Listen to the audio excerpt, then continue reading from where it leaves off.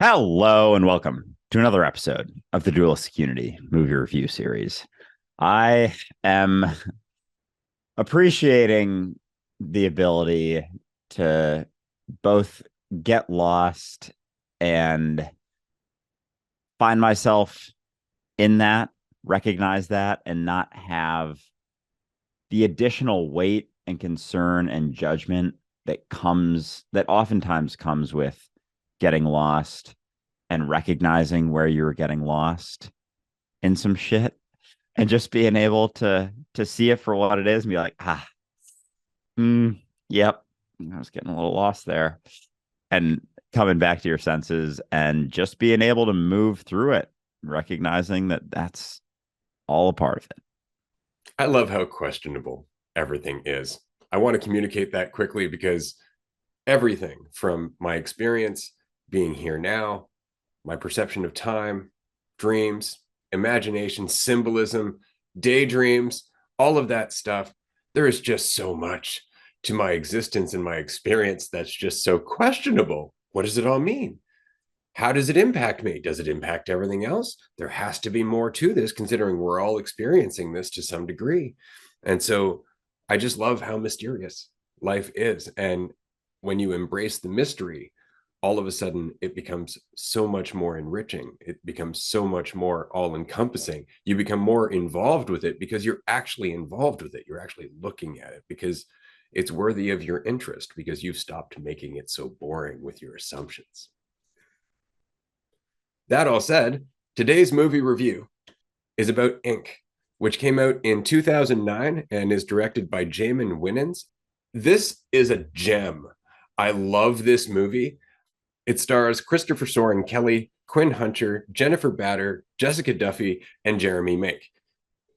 There's so much to this movie. There are so many different levels to this movie, and there's so many different aspects to this movie that we could talk about. It's a masterpiece. It's just brilliant. The fact that it didn't get more attention is incredible. I'm so happy that we can talk about this movie today because I watched this movie well over a decade ago. Again, it came out in 2009, and I just found it to be powerful as hell.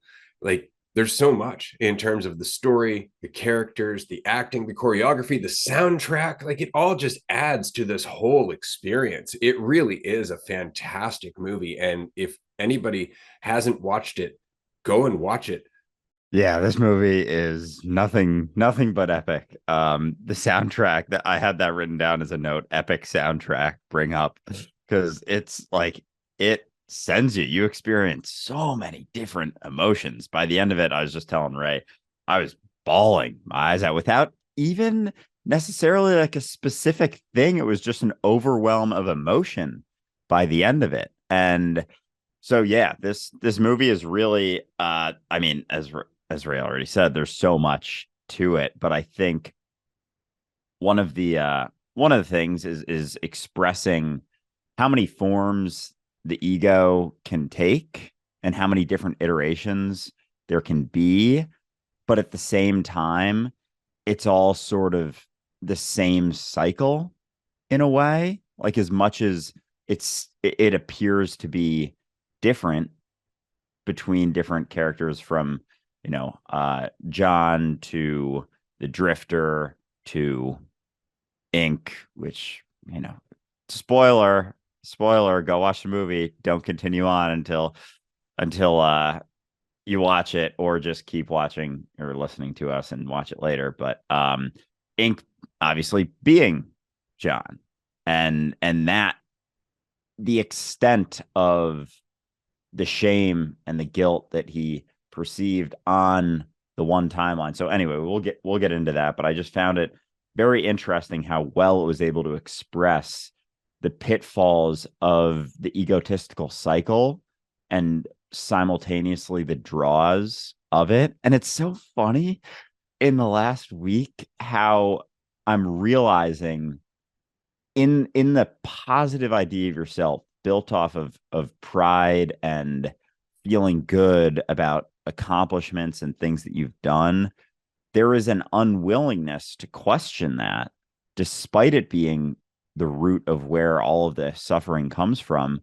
But I almost didn't even see how powerful it is in our society, like how many people having this conversation, it's just hitting me how me expressing you're not what you think is not just a, a freeing or the recognition that you're not what you think is not something people run towards when they feel really good about the idea of themselves.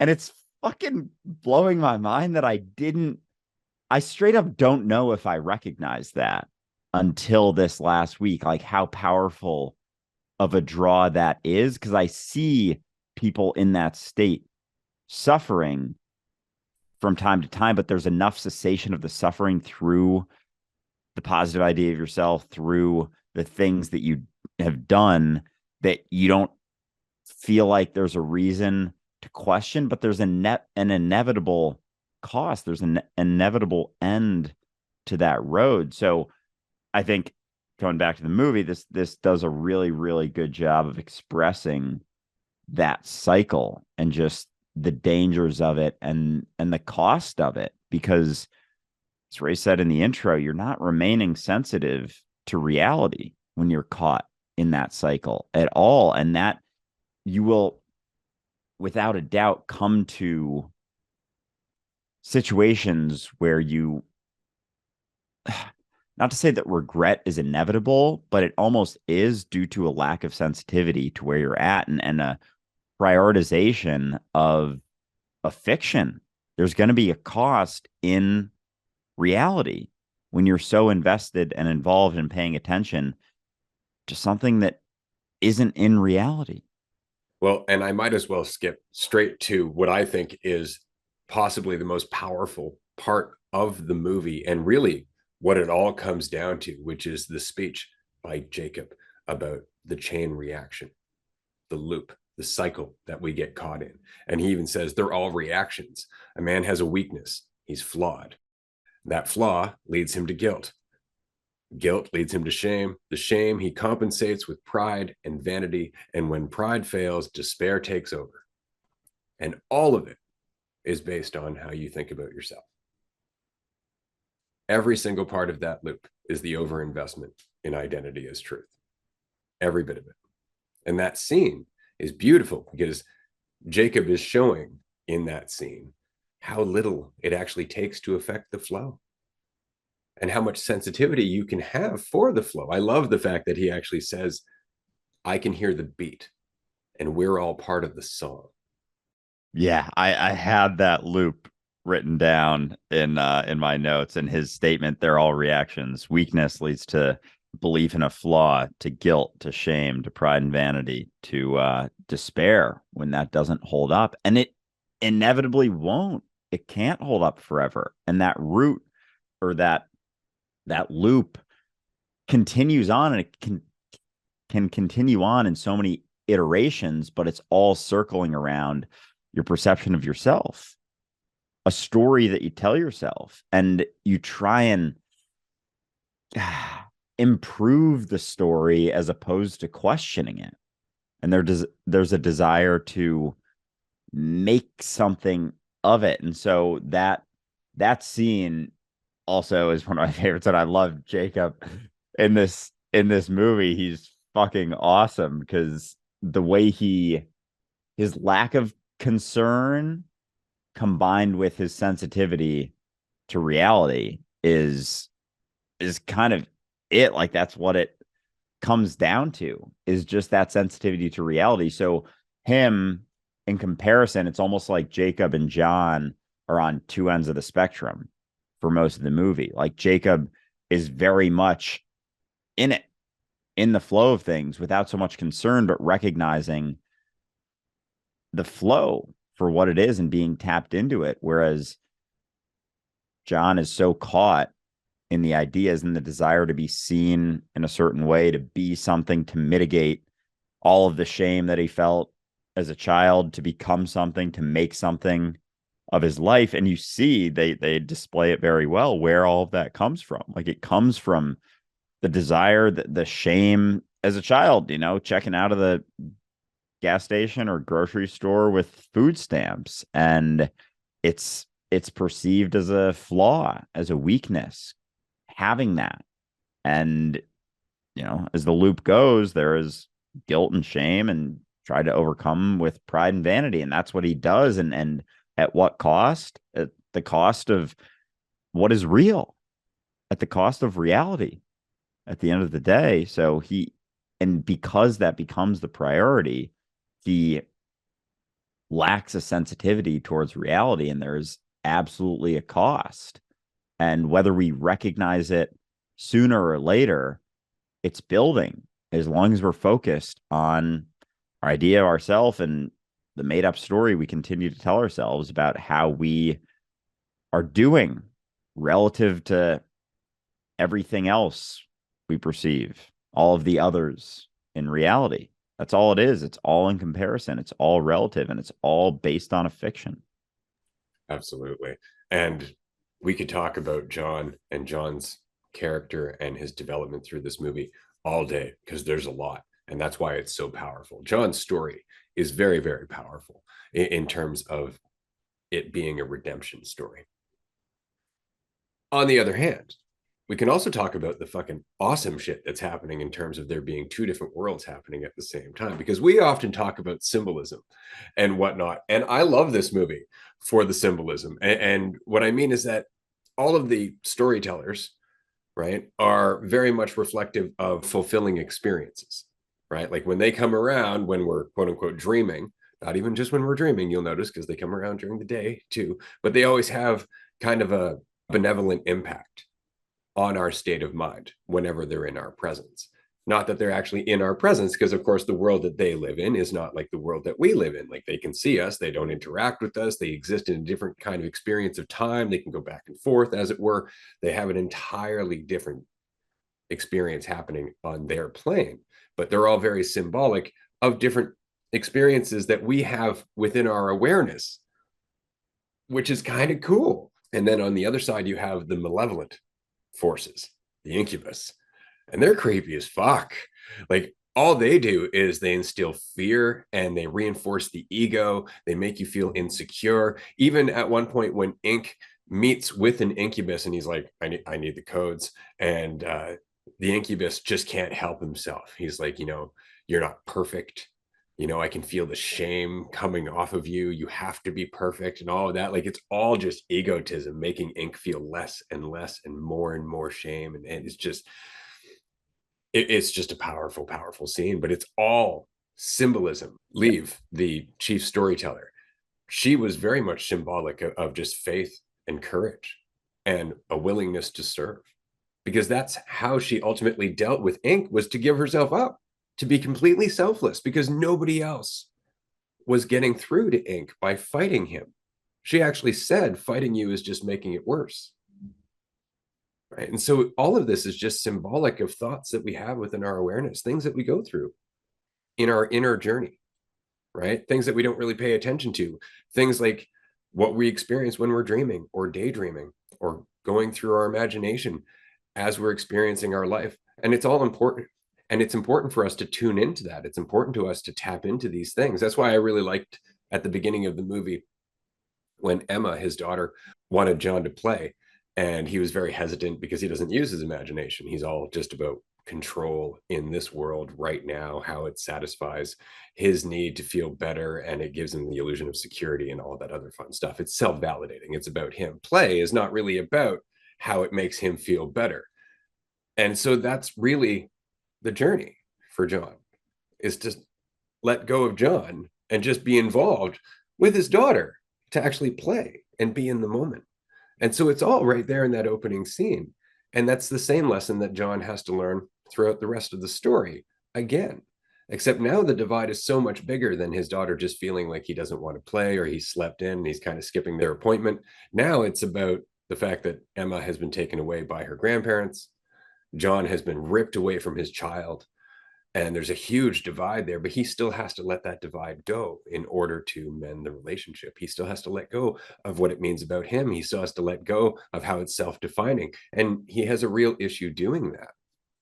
And of course, all of that is perfectly illustrated by the involvement of the incubus. Like the fact that they're always in the back, kind of like poking the bear, is very much what our thoughts feel like. When we're going through that cycle, like at the beginning of the movie, when John is in the car screaming in frustration, that scene made the movie for me immediately because you could feel it. Well, kudos to the actor because that scene expressed everything all of us have ever felt when all of a sudden all of our efforts for control just turned to dust. It's like we can get what we want, but it's not bringing us happiness.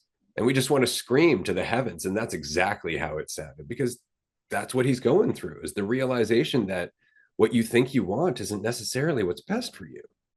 Yeah, and the perception of a payoff of that sacrifice, like that's what really hits, I think, is when you think that there is a payoff to attaining a degree of control and watching it all fade away right in front of you. It's like the cost is huge. You're giving up what is real to invest in an illusion. And so when that doesn't pay off, the spiral can be dark, very dark, because you're not being sensitive to reality. So you're not even in it. So you're entirely invested in an illusion. You're totally invested in it. And to John's journey and the discussion, I found it interesting when he was grandpa came into his office and was trying to get him to go see Emma. And all of the story started coming up like, you took her from me. I'm not a part of this anymore. I don't, he said something along the lines of like, I don't have a daughter anymore. And this might be what's happening now, but he said something along the lines of like, I live in the past. I am in the past. I continue to live and exist in the past. And that's just very symbolic of him bringing his story along with him. So if he's always living in the past, he's never actually sensitive to what is real. He's always trying to overcome that shame and guilt from the past by focusing on something that's going to happen to him in the future. He's running from the stick and chasing the carrot throughout the entire movie, and he must chase the carrot in order to think he's doing something to overcome the stick, to overcome the shame and the guilt, as opposed to letting it go, as opposed to questioning what it's rooted in, the illusion that it's based off of, the recognition that it isn't real here and now. And so he's just not even existing in the moment because he's trying to overcome all of those feelings. So he can't step away from the carrot that he's running from because that's the answer. That's what he believes to be the answer. So he can't even go back to the thing that caused the shame and the guilt in the first place, being a lack of awareness, being inattentive to his family, to his story, to what was real. When his wife was still alive, she was saying, you've been absent. You're always absent, because that drive to be something and overcome the shame then from his childhood was driving him to become more, to work more, to get promoted. So it was like he had shame and guilt from childhood he was trying to overcome in the moments, while more shame and guilt was building based off of being an absentee father, because he was trying to overcome the shame and the guilt from childhood, and then jump again. So now he's trying to overcome the shame and the guilt from the moment that he was missing by trying to overcome the shame and the guilt from childhood in, present day, sort of in the movie, not even recognizing that the shame and the guilt he feels from being an absentee father that he's now trying to overcome, that was only because he wasn't aware, trying to overcome other shameful and guilty feelings. And so it's a vicious cycle. And when do you arrive? There's no end to that cycle. And yet he continued to try to, and it really wasn't until, he had it was an hour in between the pitch and when it was going to get finalized. And he had that choice.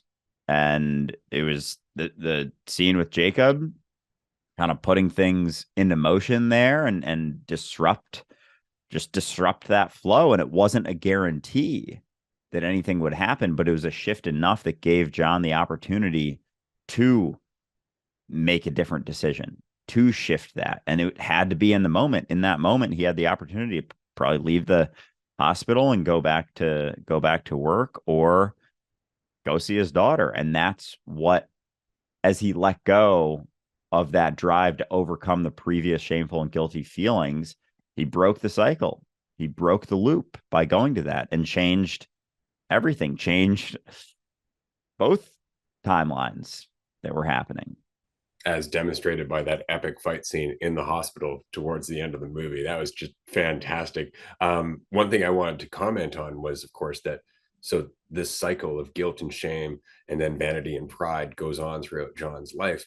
And then ultimately, it's the reason that he commits suicide. And that's why the bad guys, the people with the creepy things over their faces, are so excited about what's happening, is because Ink, at this point, lost in his shame and guilt again, is about to create an action that is actually the reason for his original downfall as John. So it's a beautifully circular self-destructive cycle in that his future self is undermining his past self.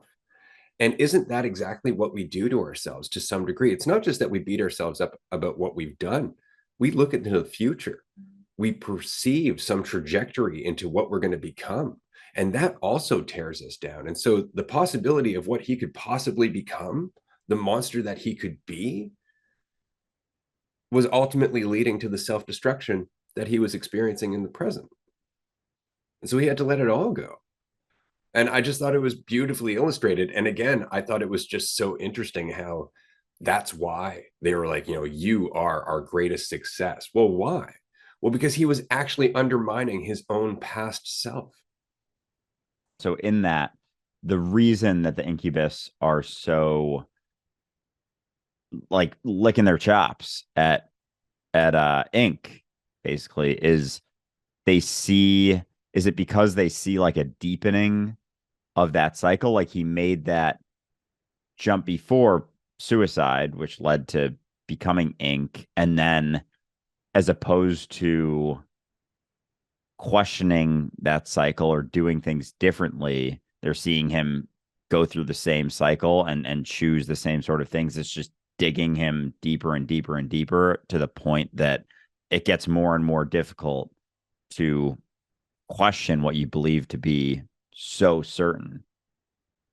Well, because we're always kind of undermining ourselves, right? Like that's the role of the incubus in this movie, or the storytellers, in fact, is just to give us a gentle nudge. But it's what we do with it that matters. But they live in a world without time, right? So if their entire purpose is just a malevolent nudge towards self-destruction, to continue the cycle of self-destruction until the point where the person only wants to be numb, because that's what Ink was looking for at the end. He just wanted to be numb. There was no victory in this. He just wanted the pain to end. And that's what the incubuses lived like. They didn't have any pain because they perceived themselves through pride all the time, even though it was false pride. And so that's what Ink was looking for, was the cessation of the pain. But because they don't exist in the timeline, they were actually encouraging him to be the reason that his daughter got sick, which is what led to his suicide down the road. And so it's beautiful in terms of it being his own doing. It's all his own doing, and it's all based on the same cycle. Like you can see how, from a malevolent point of view, from an evil point of view, that would be very exciting to help happen. That's why they were so invested in it. That's why they were poking and prodding John every step of the way. They were with him during the day, right? That's why the hospital scene was so intense, because they were intent on getting to John and changing his mind. Like when he didn't pick up the phone after the car crash, that's when they all just started showing up, because he broke their plan. All of a sudden, his priority changed, and they didn't want that. They needed to get to him. They needed to make him want to pick up that phone, like you said, and go back to work. And that's why that scene is so fucking good. Yeah, I think one of the one of the things that situation and just the movie in general shows, and we were kind of talking about this yesterday in season 5 opener, season 5 Premiere. Is that the one? Yeah, maybe Premiere. Yeah, we'll go with that. About how, you asked the question, is there ever a state in which people don't have the opportunity to change? Like, can you ever go so deep into the pit that you don't have the opportunity to change? And I think this movie did a great job of showing that there's always that opportunity. It's always there. Is it maybe easier or more difficult at certain times? Absolutely. It can definitely, the more you dig into it, the more you cling to it, the more certain you think you are of it, the more it may take to question it and unravel it. And it doesn't happen, oftentimes doesn't happen all at once, but it's just the subtle shift, the ability. And that's kind of what we see in the background, I think, in the other timeline is the benevolent versus malevolent forces. They're just giving nudges, they're just giving opportunities to make shifts in one direction or another. But that's all they're doing. They don't have any control. It's just showing you a door, more or less, and based on what you're invested in, you're going to choose one door over the other. You're going to pick one over the other, but it's not this, they don't have control of that world. It's just the opportunity. And even in the scene with Jacob and the reactions, you may say, oh, well, he had control of what happened. No, he set things in motion. Things happen. The intention, who knows? It for the car to crash. It was for something to shift, something to give John an opportunity to make a different change. But there was no force. He couldn't make John do anything.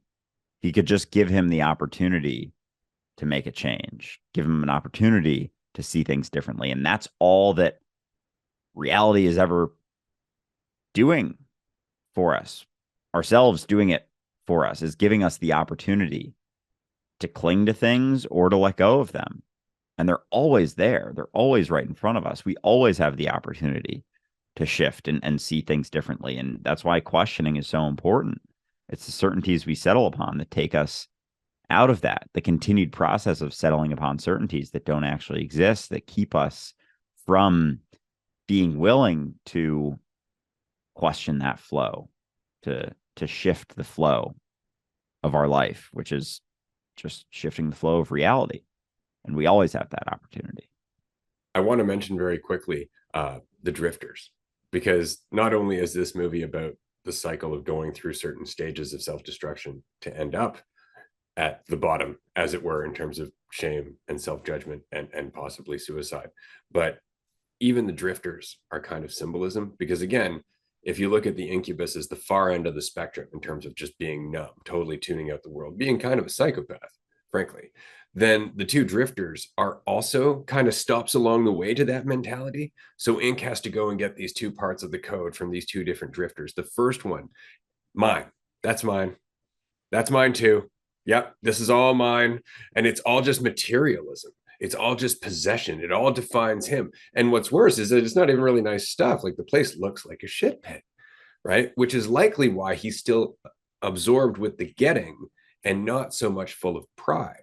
So he's on his way to feeling the despair that might create an incubus later on down the road. But he's kind of stuck, as it were, on this one mentality of needing constant fulfillment.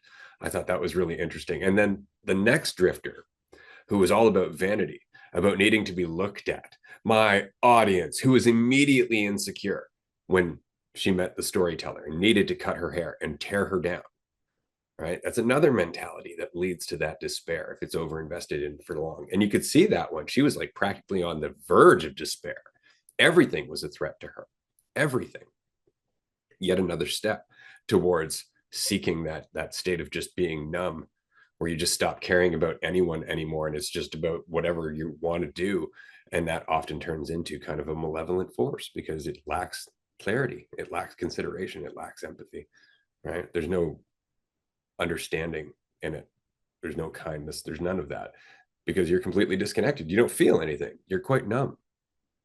Yeah, the drifters were interesting because both of them, as you said, the one in the factory is caught up in materialism, and the one in the fucking bride's dress or whatever it was, is caught up in uh vanity and looks, and they both need things outside of themselves to feel a certain way. The first guy needed stuff and needed those things in order to give himself an excuse to feel okay with himself. And the woman needed attention, needed people to see her in a positive light, needed looks, and needed relatively, as when the storyteller came in, leave, and she's very pretty. She was immediately threatened because relatively she was not the prettiest in the room anymore. And so she had to change that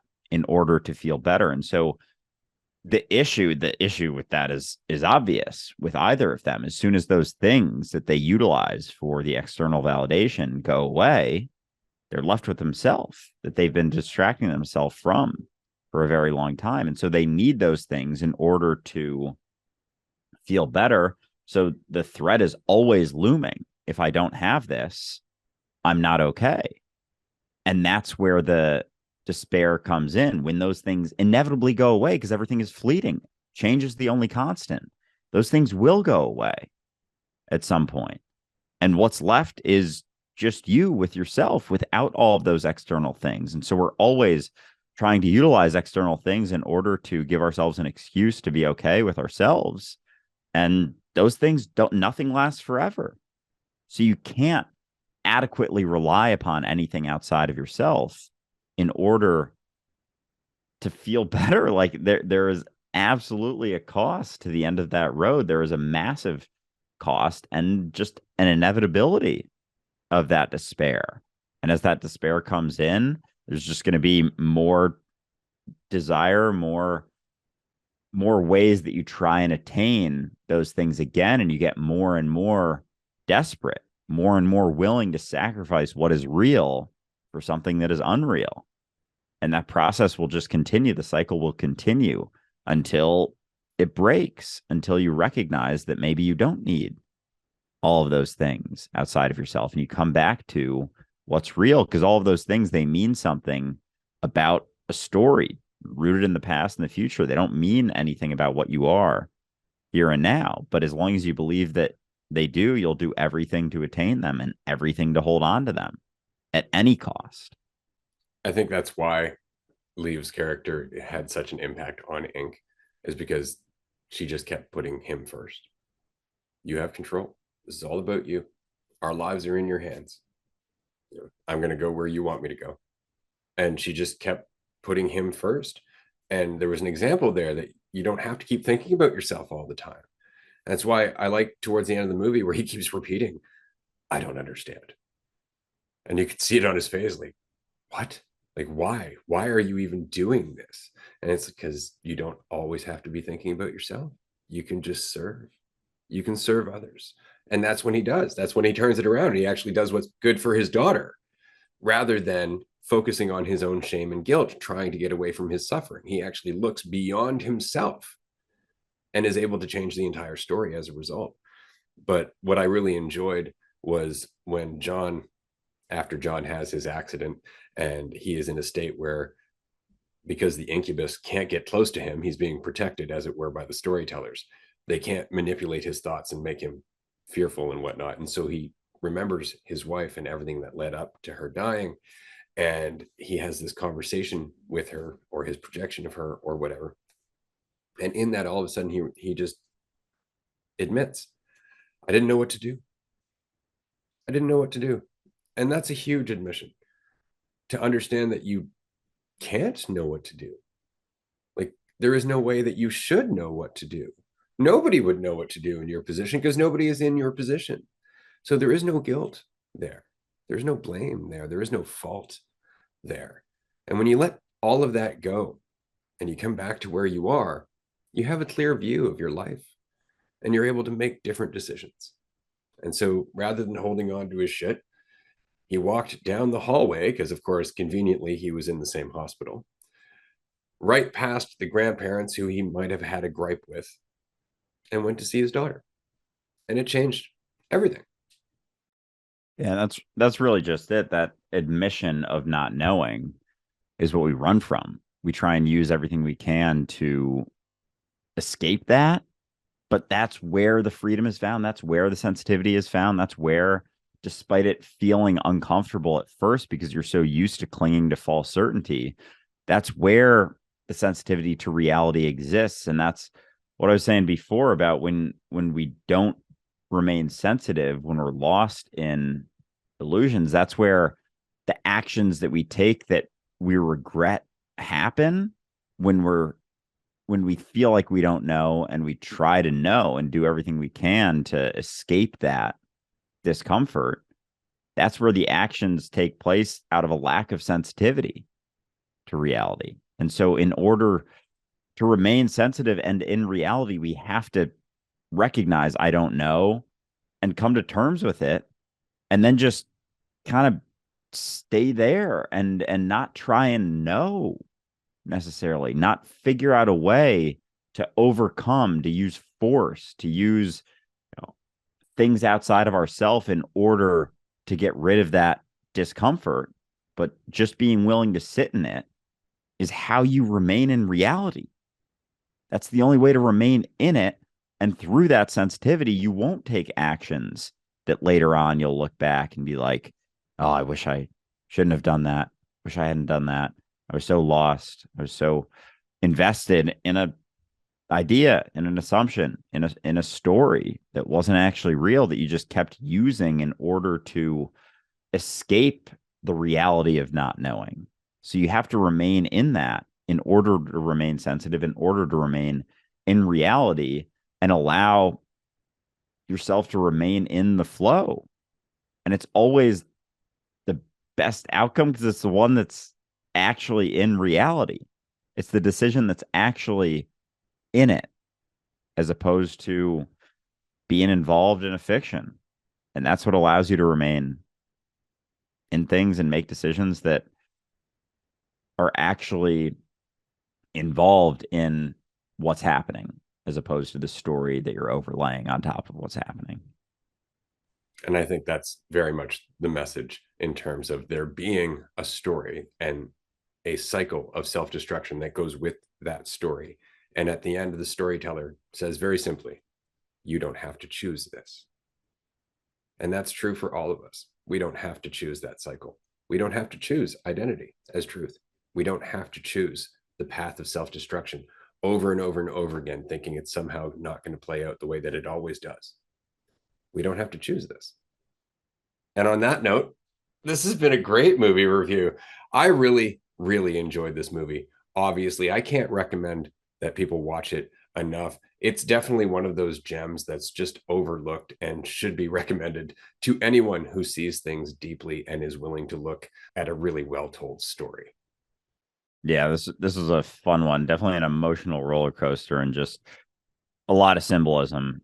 There's a lot of depth to this one as there is with a lot of the ones we cover, but yeah, this is one that could probably be watched a couple times for sure to get everything out of it just with the different storylines and timelines. So yeah, this was a lot of fun. Appreciate everyone for tuning in. If you haven't seen it and you just watched this whole episode, still go see it. It's definitely worth the watch. I think there's plenty in there that is worth seeing despite us talking about it. So definitely check that out and appreciate you tuning in and we'll talk to you soon.